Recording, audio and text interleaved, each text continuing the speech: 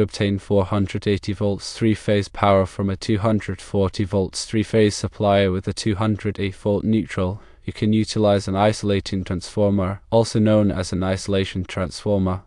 These transformers serve two primary purposes. Firstly, they provide electrical isolation between circuits, enhancing safety, and secondly, they can alter voltage and current levels. In the context of powering an MRI machine, an isolation transformer is essential to convert the available 240 volts 3-phase with a 208 volt neutral to the required 480 volts 3-phase. Isolation transformers are frequently employed in environments where safety is paramount, such as medical facilities, and in situations demanding electrical isolation between circuits, as seen in industrial settings. The appropriate size of the isolation transformer hinges on the load it will serve. Given that an MRI machine typically demands a 100 amp 3-phase 480 volt supply, the transformer must be rated for at least 100 amps. Numerous manufacturers offer isolation transformers. When choosing a suitable transformer, several factors should be considered. 1. The voltage and current ratings of the transformer are critical. Ensure they meet or exceed the requirements of the MRI machine and the available supply. 2. The efficiency of the transformer affects operational costs. Higher efficiency translates to less energy wasted as heat. 3. Consider the physical size and weight of the transformer, especially if space is limited. 4. The cost of the transformer should be balanced against its features and performance. Once you've chosen an appropriate isolation transformer, it is essential to engage a qualified electrician for its installation to ensure safe and compliant operation. Let's delve into a more detailed technical explanation of isolation transformers and their application in this scenario. An isolation transformer is designed to isolate the supply power from the load. This isolation is achieved through the physical separation of the primary and secondary windings. This separation prevents direct current flow between the two circuits, thereby eliminating common mode noise and providing a safety barrier. The core of an isolation transformer is typically made of laminated steel. The primary and secondary windings are wound around this core, but they are electrically isolated from each other. The ratio of the number of turns in the primary winding to the number of turns in the secondary winding determines the voltage transformation ratio. In your case, you need to step up the voltage from 240 volts to 480 volts. Therefore, the turns ratio of the transformer should be approximately 12. To determine the appropriate kVA rating of the transformer, you'll need to know the full load amperage of the MRI machine. You mentioned it requires a 100 amp 3-phase 480 volt supply. The kVA can be calculated as follows: kVA equals volts times amps times the square root of 3 divided by 1000. So, kVA equals 480 volts times 100 amps times 1.732 divided by 1000, which equals approximately 83.136 kVA. You should select a transformer with a kVA rating that meets or exceeds this value. It's good practice to add a safety margin of 20 to 25% to account for future load growth or unexpected surges. Therefore, you might consider a 100 kVA transformer. Regarding the 208 volt neutral on the 240 volt supply, most isolation transformers are designed to handle this configuration. The primary winding will be connected to the 240 volts 3-phase supply, and the neutral will be connected to the appropriate neutral point and the primary winding.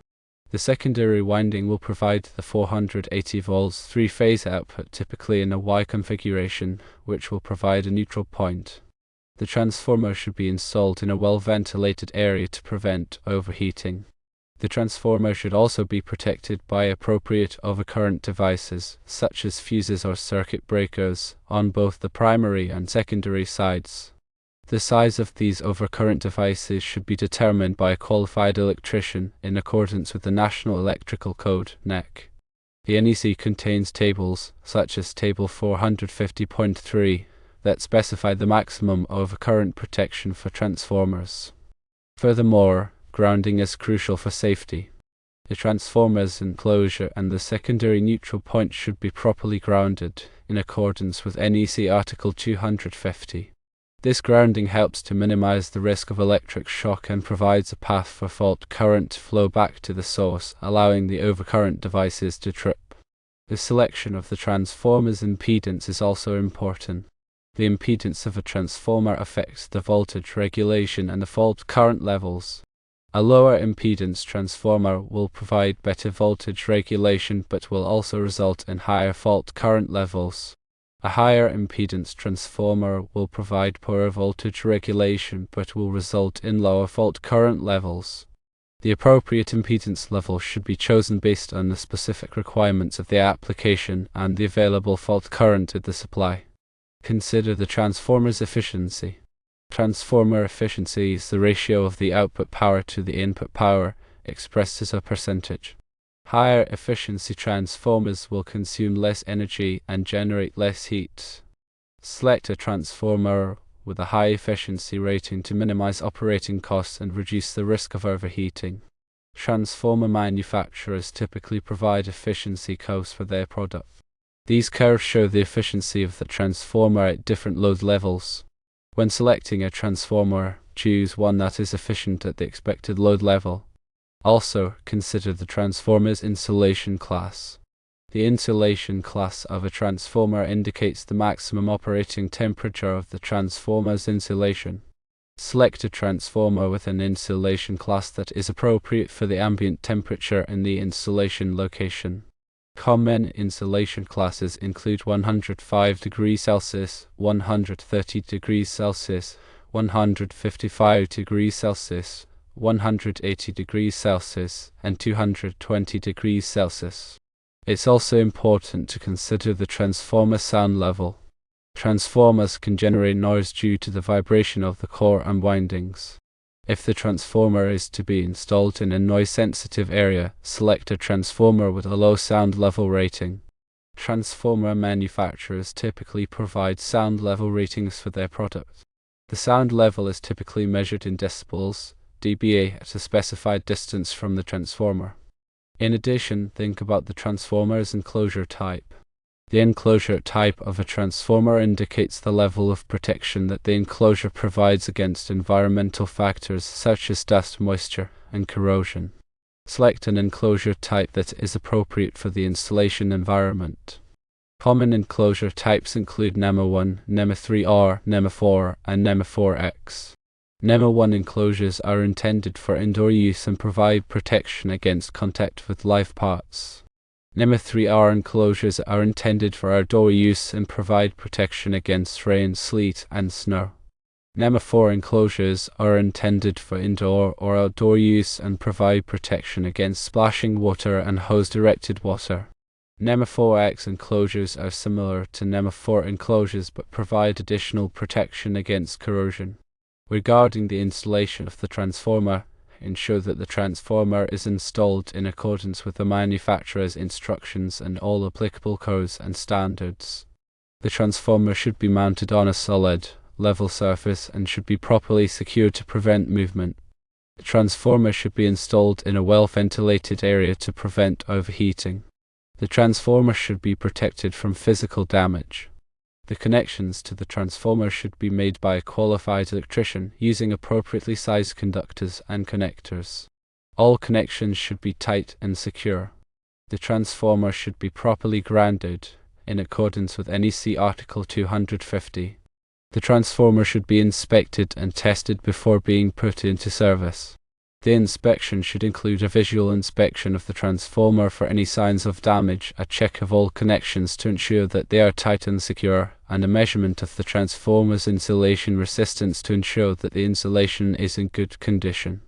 The testing should include a measurement of the transformer's voltage and current ratios to ensure that the transformer is operating correctly, a measurement of the transformer's impedance to ensure that the impedance is within the specified range, and a test of the transformer's overcurrent protection devices to ensure that they are operating correctly.